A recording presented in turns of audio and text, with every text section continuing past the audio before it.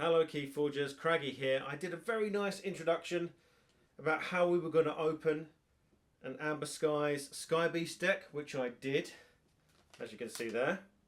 It was one of the guaranteed ones from our stretch goals, and I gave you a nice introduction to my mat, which I took to the Italy VT and the Nationals in the UK, and got everyone I played to sign it, and I hadn't pressed record on the camera. So there's a brief overview of what I talked about when you weren't here. This is the deck. We have Skyborn, Brobnar and Logos, and it is Nick Kelfly from the Marines grid. A very marine-like, like a boat with a floating Archon, or these could be the sails, I don't know, but very nifty. That is the deck list. That is the reference card. This should be us starting out, and we are starting out with a Skybeast. Wow, okay. It is in Skyborn, and we have Tyrannus Aquila, or Quille, 10 power. At the end of each player's turn, it captures one amber. After fight, move one amber from it to your pool.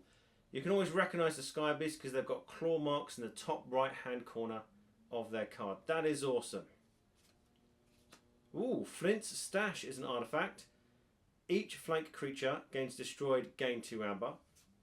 There's Flint's map, it comes as a set. It's another artifact, Omni ability. Search your deck and discard pile for Flint's Legend, Flint's Stash or Treasure Island.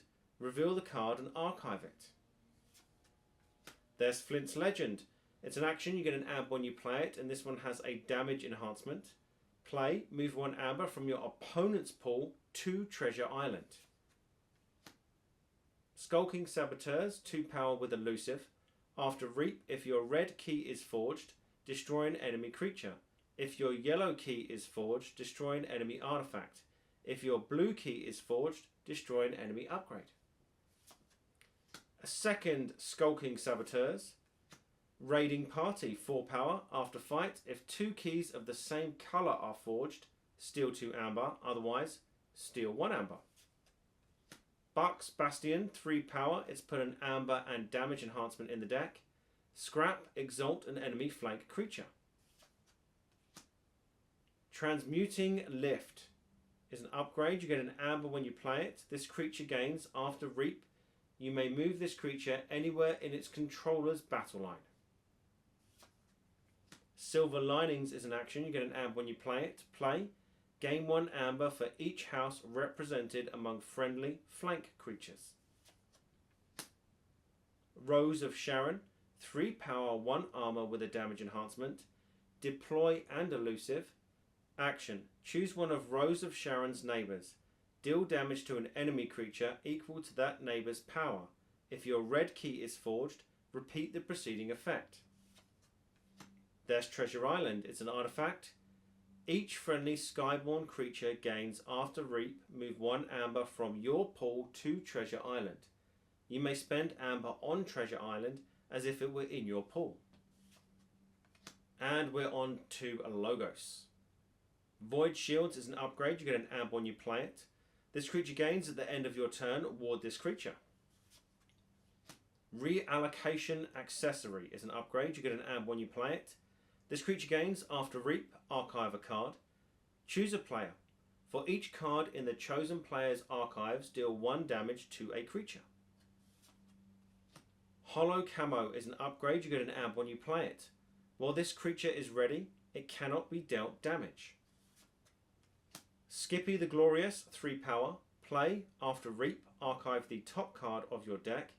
Scrap, use an opponent's artifact as if it were yours. If you do, draw a card. Placeholder is an action. You get an amber when you play it. Play, move a creature to a flank of its controller's battle line and deal 2 damage to it. If it is not destroyed, repeat the preceding effect. A second placeholder. Daughter, 2 power elusive. Refill your hand to 1 additional card during your draw card step. A second Daughter. Articulated Wren, 3 power, hazardous 1. At the end of your turn, you may exhaust a friendly creature. If you do, draw a card. Sloppy Lab Work is an action. You get an amber when you play it. Play, archive a card, discard a card from your hand. Route Access is an action. You get an amber when you play it. Play, Discard the bottom card of your opponent's deck. Deal 2 damage to each enemy creature that shares a house with the discarded card. Nautilus, 6 power, 1 armor, play after fight, ward a creature, draw a card. And finally we are on to Brobnar. Rowdy Scald, 4 power. It's put an Amber and 2 damage enhancements in the deck. Rain's Fury Heart, 3 power with Skirmish. Before fight, exalt the creature Rain's Fury Heart fights. A second Rain's. Incensed is an action. You get an Amber when you play it, and it has a damage enhancement. Play, for the remainder of the turn, each friendly creature gains after fight, gain 1 Amber. A second Incensed. DB Gobber, 3 power. After Reap, your opponent loses 1 Amber. Scrap, each player with 7 Amber or more loses 2. Bosch or Boosh, the Unyielding, 5 power, 1 armor with an enhanced Amber pip. Taunt, after fight, fully heal Bosch, the Unyielding. I'll find out how to pronounce that for next time. Crunch, 2 power with an Amber enhancement. After fight, after Reap, give Crunch a number of +1 power counters equal to a neighbouring creature's power. Clap of Thunder is an action. Play, destroy the least powerful creature. Ready and enrage the most powerful creature. A second Clap of Thunder. Loot a Goblin, 2 power with Elusive. After Reap, for the remainder of the turn, gain 1 Amber after an enemy creature is destroyed. Cyber Giant Rig is an upgrade. You get an Amber when you play it. This creature gains, at the end of your turn, remove a +1 power counter from this creature. Play, fully heal this creature and give it a +1 power counter for each damage healed. Let's take a closer look. The breakdown was 18 creatures, 10 actions, 3 artifacts, and actually 5 upgrades, which is a lot of upgrades for a deck. I'm going to start with creature control, as we always do, but mainly because that's where our Skybeast is in Skyborn. Tyrannus, 10 power. Passive effect, at the end of each player's turn, it captures 1 Amber. It has an after fight ability of move 1 Amber from it to our pool. Now 10 power, it's a nice beefy creature. We have some nice upgrades to put on this creature to make it near enough invulnerable, or at least as close as we can, and I'll go through those when we come to it. The other one was the Raiding Party. 4 power, after fight, if 2 keys of the same colour are forged, so you and your opponent having forged the same key, we steal 2. Otherwise, we just steal 1. It's a straight steal 1 after fight. Again, it might be a nice target for some of our upgrades, especially if we do share a forged key with our opponent. And in Brobnar, we had DB Gobber. After Reap, our opponent loses 1. If we scrap it, it turns into an almost you shall not forge if your opponent's current key cost is 6, because each player with 7 or more loses 2 Amber. Wouldn't work if your opponent's on 6, but it's still a nice scaling Amber control there. That was pretty much the Amber control, so we're very much relying on those 3 cards. In Expected Amber, we did have 15 Amber pips in the deck, 2 of which were enhanced, and we had 3 damage enhancements as well. We also had Silver Linings to gain 1 for each house represented among friendly flank creatures. Now, house enhancements do count. We didn't get any house enhancements in this deck, which was a little upsetting. Scrap to exalt an enemy flank creature. We had 2 Incensed. For the remainder of the turn, each friendly creature gains after fight, gain 1. That is nice, especially if we can play both in the same turn, because that's after fight, gain 2.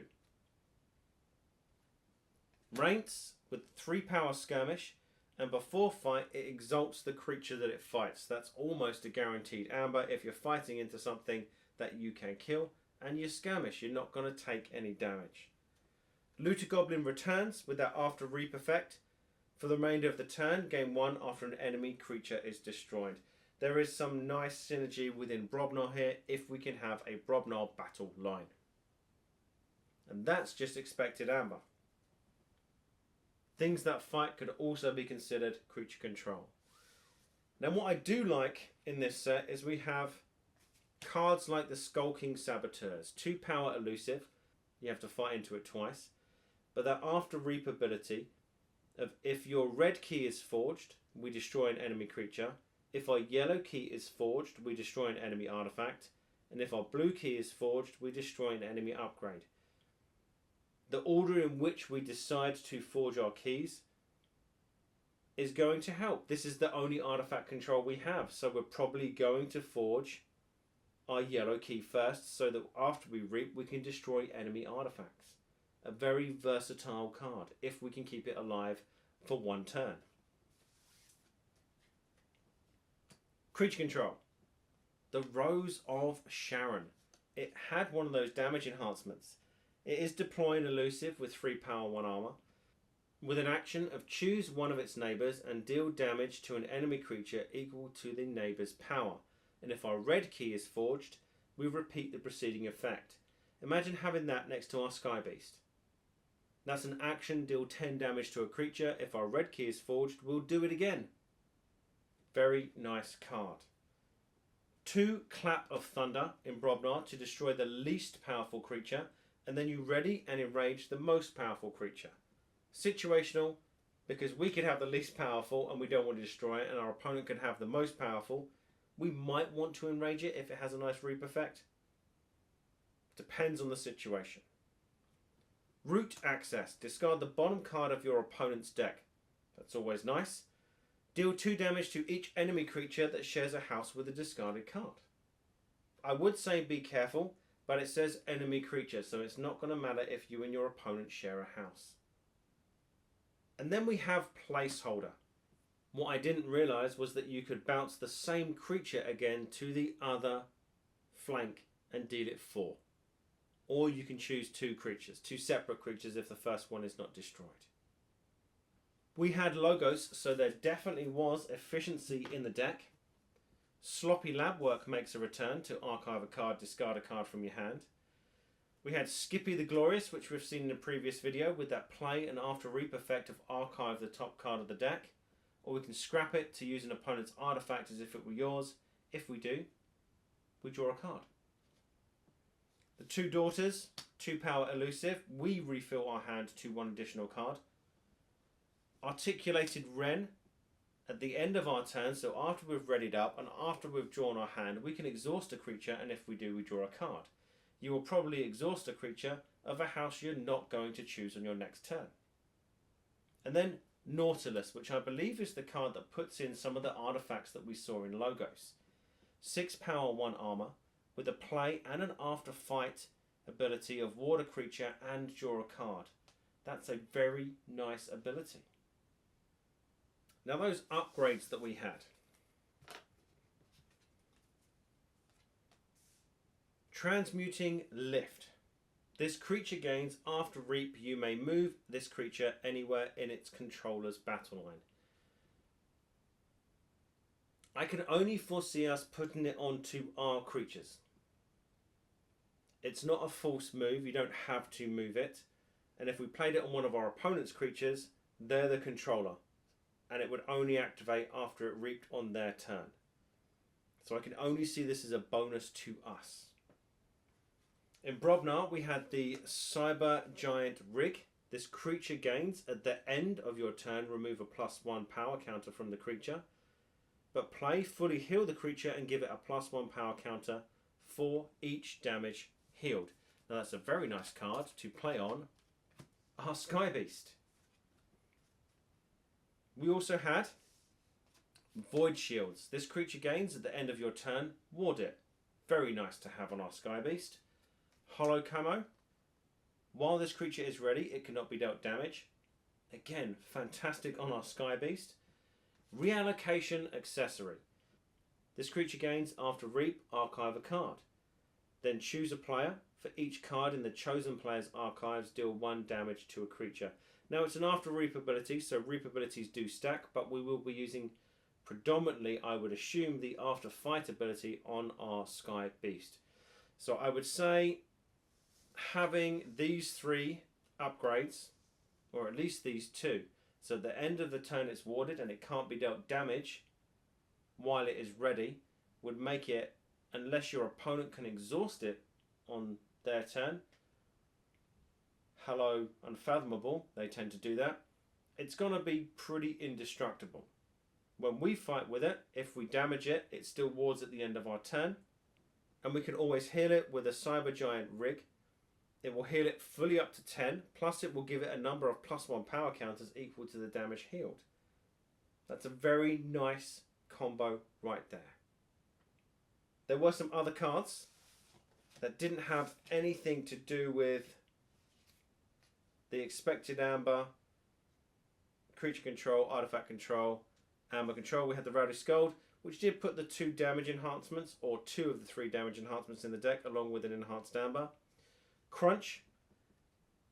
After fight, after reap, give Crunch a number of +1 power counters equal to a neighbouring creature's power. Put this next to your Skybeast after it's had that Cyber Giant rig on it, and see how big a Crunch can get. Bosh. Botch, not too sure. I'm going to call it the Unyielding from now. After fight, you fully heal it, and it has Taunt. Now, the ones that most people are talking about in this set, especially in Skyborn, is the Flint set. We have Flint's Legend, the action of move 1 Amber from an opponent's pool to Treasure Island. Well, here's Treasure Island. Now, bearing in mind we can move it from our opponent's pool to Treasure Island, means that it's Amber control. This artifact Treasure Island is each friendly Skyborn creature gains after reap, move 1 Amber from our pool to Treasure Island. And then we may spend Amber on Treasure Island as if it were in your pool. Now you might be thinking, well, why would you want to do that? Players cannot steal Amber from artifacts. When an artifact is destroyed, the Amber on it goes to the common supply, so it won't be going back to your opponent. It's not available for them to steal or capture if it is on Treasure Island. We have Flint's Stash. Each flank creature gains destroyed, gain 2 Amber. Now that's you and your opponents, just bear that in mind. And Flint's Map. Omni ability of search your deck and discard pile for Flint's Legend, Flint's Stash, or Treasure Island, reveal the card and archive it. So it's a nice way to get them all out. I'm quite eager to play with this deck. I'll leave a link in the description if you want to take it for a spin on the Crucible. Apart from that, all that remains for me to say is good luck, have fun, keep forging.